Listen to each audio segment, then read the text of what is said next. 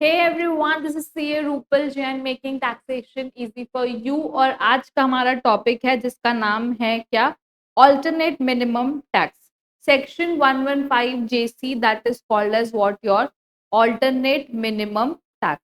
तो भाई अब ये क्या है और ये क्यों है? सबसे पहला कॉन्सेप्ट तो ये है क्यों लाया, क्यों गया। जब ऑलरेडी इतना बड़ा टैक्स का प्रोविजन बना हुआ है और जब ऑलरेडी इतने एग्जेम्पशन प्रोविजन रिडक्शंस है, तो ये अलग से फिर ऑल्टरनेट मिनिमम टैक्स का प्रोविजन क्यों लाया गया? ठीक है, तो ये इसलिए लाया गया है। तो होता क्या है, जो बड़े बड़े बिजनेस हाउसेज है ना, वो इतनी रिडक्शंस और एग्जेम्पशंस क्लेम कर लेते हैं टैक्स प्लानिंग कर करके कि उनका टैक्स बहुत कम हो जाता है, तो नील हो जाता है, तो बहुत कम रेट से टैक्स पे करते हैं। तो सरकार ना इससे बहुत परेशान हो जाती है। सरकार जेन्युइन फायदा देना चाहती, जिन लोग एक्चुअली सफर कर रहे हैं उनको फायदा देना चाहती, but actually loop holes create कर करके लोग जो है वो उसका फायदा ले लेते हैं। ठीक है, तो इसीलिए ना इस प्रॉब्लम से बचने के लिए सरकार ने बोला कि आपको ऑल्टरनेटिवली इतना टैक्स तो पे करना ही पड़ेगा। ऑल्टरनेट मिनिमम टैक्स कि अगर आपका जो एक्चुअल टैक्स लाइबिलिटी है और minimum this whichever is higher, ठीक है, तो दोनों में से जो भी हायर है उतना तो आपको टैक्स पे करना ही पड़ेगा। ठीक है, तो ये प्रोविजन किसके लिए बनाया गया? बड़े लोगों के लिए बनाया गया। तो बड़ा मतलब कौन?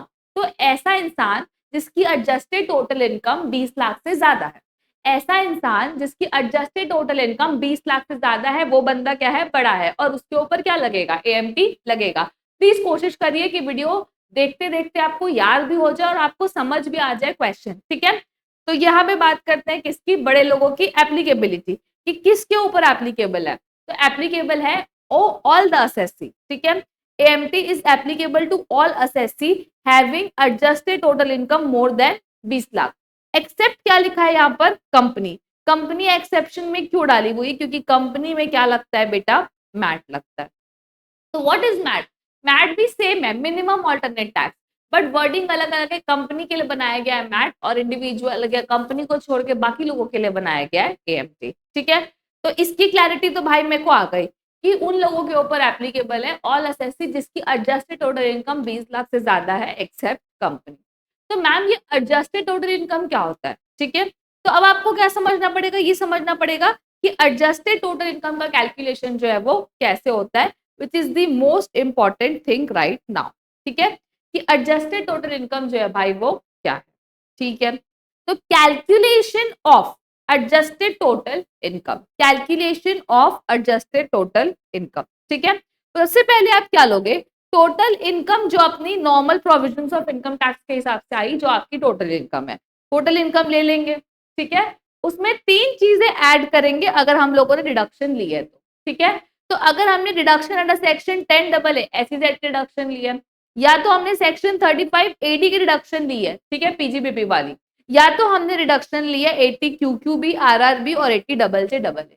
ठीक है, तो या तो हमने 10 डबल ए एसईजेड की डिडक्शन ली है, या तो हमने 35 एडी स्पेसिफाइड बिजनेस का रिडक्शन लिया है, या तो हमने 80 क्यूक्यूबी आरआरबी और 80 डबल जे डबल ए का रिडक्शन लिया है।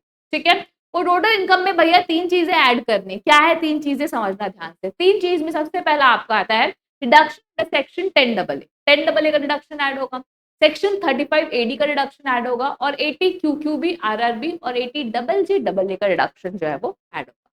ठीक है भैया, अगर इन तीनों के रिडक्शन लिए तो इसको ऐड बैक कर देंगे, मतलब रिडक्शन का इफेक्ट नील कर देंगे। ठीक है, ये वाली जो डिडक्शन है ना वो किसके ऊपर मिलती है? ये कैपिटल और रिवेन्यू एक्सपेंडिचर के ऊपर मिलती है। 35 एडी किस में मिलता है? कैपिटल और रिवेन्यू एक्सपेंडिचर। वो जो कैपिटल एक्सपेंडिचर है, अगर उसकी रिडक्शन हम यहाँ पर नहीं ले रहे हैं कैपिटल एक्सपेंडिचर, तो सर उसमें डेप्रिसिएशन भी मिलता है ना। क्या मिलता है उसमें? डेप्रिसिएशन। तो जब अगर 35 एडी में रिवर्स कर तो उसके बदले कैपिटल एक्सपेंडिचर के ऊपर जो डेप्रिसिएशन मिलता है उसको मैं क्या कर दूंगी? उसको मैं माइनस कर दूंगी। ठीक है, तो depreciation allowable as per section 32 assuming deduction under section 35 AD was not allowed. हम अज्यूम करेंगे 35 एडी का डिडक्शन नहीं लिया है on the assets with deduction under 35 AD was claim. ठीक है, मतलब अगर 35 एडी का डिडक्शन नहीं लेते तो क्या क्या बोलते हैं? डेप्रिसिएशन होता, उसको अपन क्या कर देंगे? माइनस कर देंगे। तो आपका क्या आ जाएगा? Adjusted total income. ठीक है, तो जैसे टोटल इनकम निकालने के लिए तीन चीजें ऐड करते हैं और एक चीज माइनस करते हैं, तीन चीजें ऐड करते हैं एक चीज माइनस करते हैं, तीन चीजें ऐड करते हैं 10 डबल ऐड करेंगे, 35 एडी ऐड करेंगे, क्यू भी आर भी ऐड करेंगे, और 35 एडी नहीं लेते जो डेप्रिसिएशन मिलता है उसको क्या कर देंगे, माइनस कर देंगे, तो आपका आ जाएगा एडजस्टेड टोटल इनकम।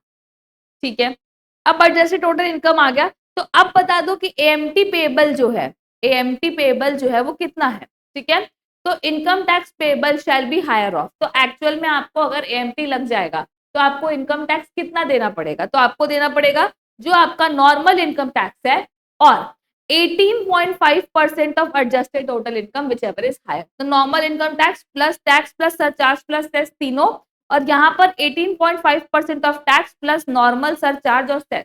ठीक है, जैसे नॉर्मली कैलकुलेट होता है, तो वो दोनों में से देखोगे जो भी हायर होगा वही आपका क्या होगा, इनकम टैक्स पेएबल आ जाएगा। I hope I am clear.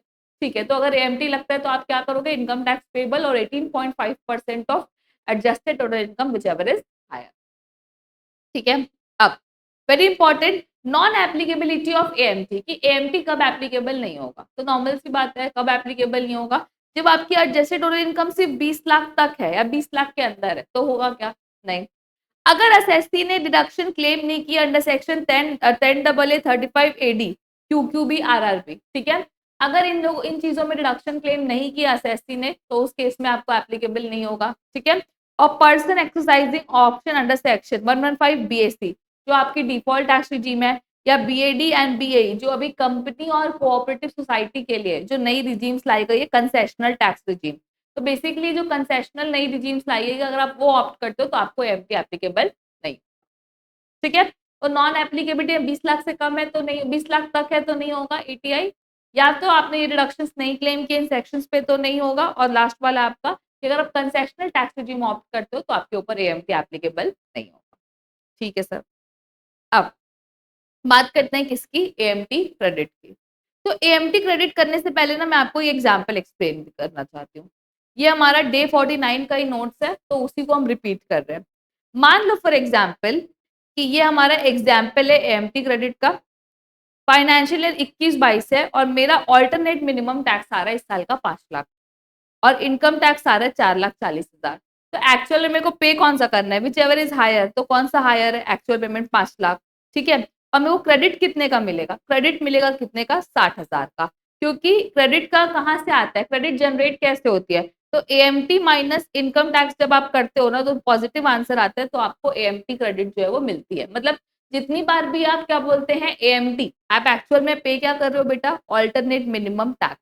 ठीक है, तो जितनी जितनी बार आप इनकम टैक्स एक्चुअल से ज्यादा इनकम टैक्स पे करोगे, मतलब आपका जो रियल इनकम टैक्स है उससे ज्यादा टैक्स आप पे करोगे, तो जो डिफरेंस है ना आपका वो आपकी क्या है, एएमटी क्रेडिट। ठीक है, अब फाइनेंशियल 22-23 में आपका एएमटी है 8 लाख और इनकम टैक्स है क्या बोलते हैं 6,20,000। ठीक है, तो वापस से विचेवर इज हायर कौन सा हो गया, 8 लाख, आपको पे क्या करना है 8 लाख, बट आपको क्रेडिट कितने का मिलेगा, तो आपको क्रेडिट मिलेगा 8 लाख माइनस 6,20,000, तो कितना हुआ 2,20,000। एक मिनट,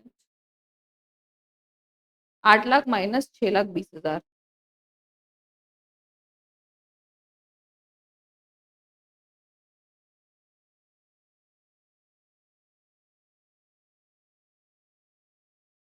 1,80,000, 1,80,000 और ऊपर का 60,000,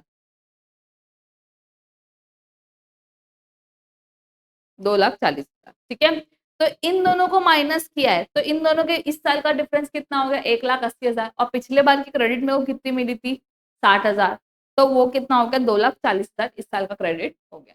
ठीक है, तो मैम मिलता किस साल है, मिलता जब आपकी एएमटी ज्यादा है और इनकम टैक्स कम है। ठीक है, तो आपको एएमटी क्रेडिट मिलती है।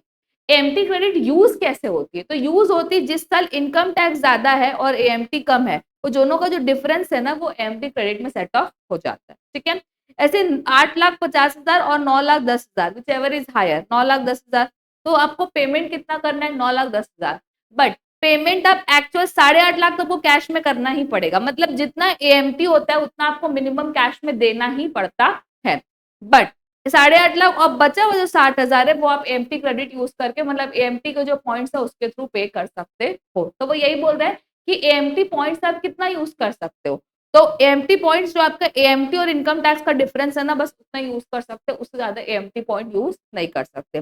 बचा हुआ एएमटी पॉइंट्स जो है वो हम क्या करेंगे, उसको अगले साल कैरी फॉरवर्ड कर देंगे। ठीक है, I hope this is clear.